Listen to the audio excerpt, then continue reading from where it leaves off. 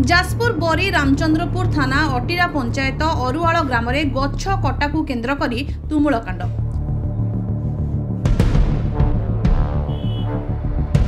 दुई गोष्ठी संघर्ष में जड़े मृत और 3 जन गुरुतर। मृतक हेले सुभाष जेना। उभय गोष्ठीर 3 जन गुरुतर हेले विकास परिड़ा, अमरेश परिड़ा और श्रीनिवास जेना।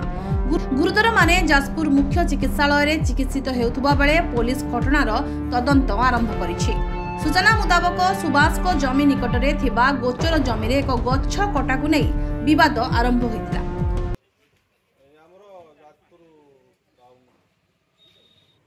ना हूँ सुभाष जेना। घटना आगुरी से आमर जो गोचर जमी जो गछ कटा होता गछ कटा नाकि गछ काटते से जो आम सबन्य भाई जी बाड़े मारदे आम से भाई की टे जुक्तर्क होता से गछ कटिया होता से विरोध करते विरोध करते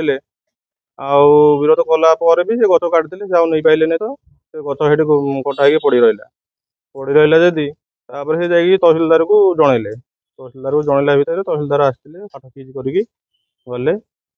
गलापर से कहते जदि आउ नियंती तो आम फोटो उठेकी आमको जनइब आईटा जन नथिले से फोटो उठेकी नेला भितर कौन तेरीमेरी होता भितर जेजा घर जेजा पलि गले चार्टा समय खंड हम सी ये इाड़ू भी सोदासदी करके छक आड़ू गले सी दी भाई सियाड़ू भी सोदासदी करके आसुले दिह भितर बाटुंड हो बाड़ा पिटा हेले बाड़ा पिटा है भितर ये दी भाई तले पड़गले बाड़े देले भितर मेडिकल कहीं नहीं गले ना।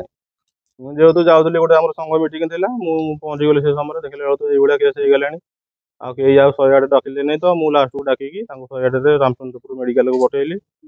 गाड़ी धरते गोटे खंडा भी धरते प्राय लोक कहते खंडाटा मुझे देखनी खंडा कहते खंडा पछ पाखे बाड़े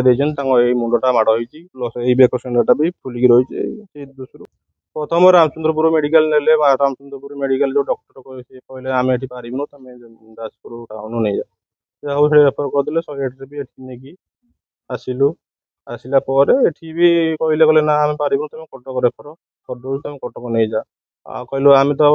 गरीब श्रेणी लोक आम केमी कौन नहीं जीव तुम कहले ठीक अच्छे आम 108 को डाकी दौचु तुम हेटी नहीं पड़ा 108 आसु आसु निश्वास बंद हो गला डॉक्टर जाकि देखला बेलू कहले डेड कर कौन कर घर को जनइलु समस्ते बाहर की आसुँच कौन कर एफआईआर है एफआईआर हम भाई मैंने आसुँच कौन केमती हम से